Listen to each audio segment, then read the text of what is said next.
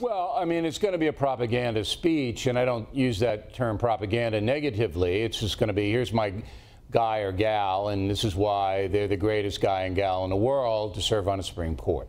So we all know that.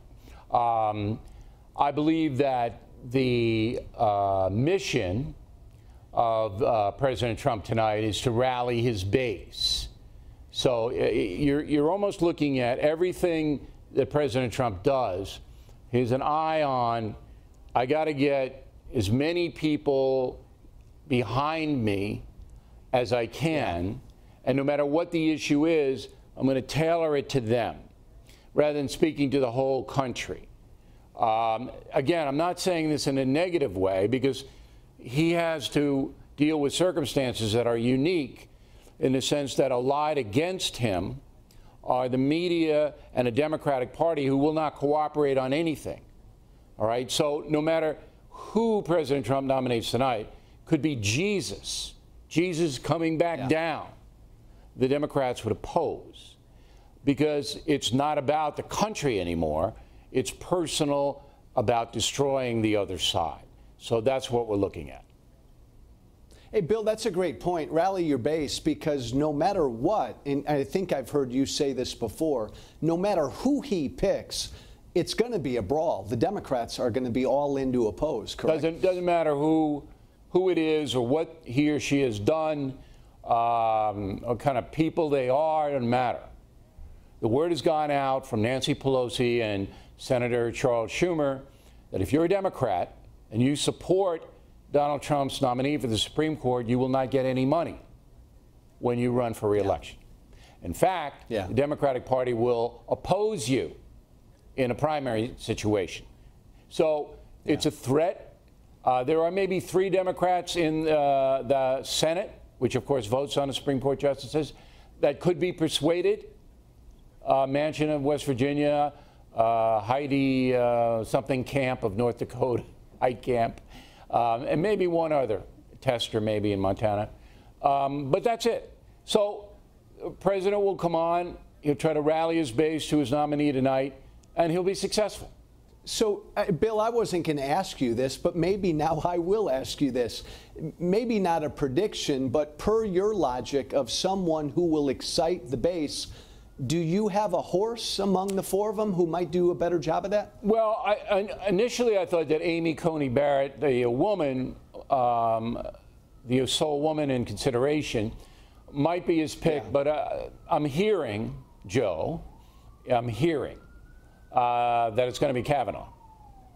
But Donald Trump's so unpredictable that at 6 o'clock Eastern time, when you and I are going to be broadcasting, he could change his mind. So predictions, they don't really do much, but I'm hearing that it's Kavanaugh. Bill, let's hop for a second because it is a busy week for the president. Let me lob a softball at you. NATO summit, he's going to be meeting with our allies and friends. Are you bothered that this president does sort of whack our allies and whack NATO upside the head as often as he does? I wouldn't do it the way he does it, but the points that President Trump is trying to make are certainly valid.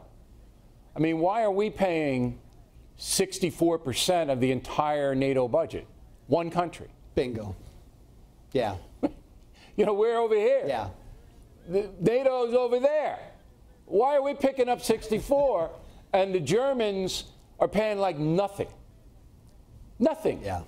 In an affluent country like that. So he's right.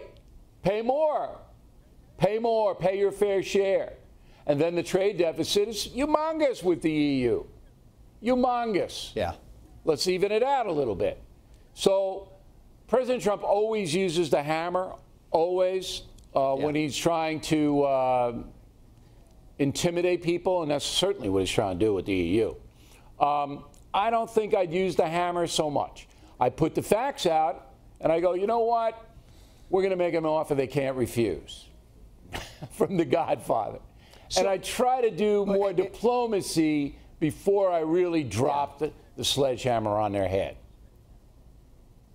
So Bill O'Reilly, by week's end, he's going to be sitting down with Vladimir Putin. And I got to be honest, my friend, he has not thrown down the hammer on Putin much. What do you expect to come out of this meeting? Another PR situation. Yeah. But here's something really interesting. Putin didn't show up for the World Cup when Russia was in it. Didn't show. It's like 6 blocks away from his house. What? What? You don't show up? Got to be a reason for that. Putin loves the camera, loves the attention. Only 2 reasons. 1, he thought he might get booed by his own folks. Or 2, there's something the matter with him. No other reason that Putin wouldn't show up to watch the World Cup game. Now, they lost. Russia lost to Croatia. But where was he? So that I want everybody to keep in mind. Number 2, the exposition in Singapore worked so well for Donald Trump that this is exposition 2 in Helsinki. Yeah. So what do we know about North Korea and Singapore? Nothing. We know that they might dismantle their nukes, maybe, but they might not. Maybe. All right? But the attempt worked for Trump. Now I expect Trump and Putin to say, oh, well, we're going to cooperate on a number of different issues, but I can't see Putin stopping his agitation. I can't see him stopping it, even though it would be good for his country. It would help the Russian economy if he did stop. But he's so awful. What an awful human being he is. But I don't see him stopping.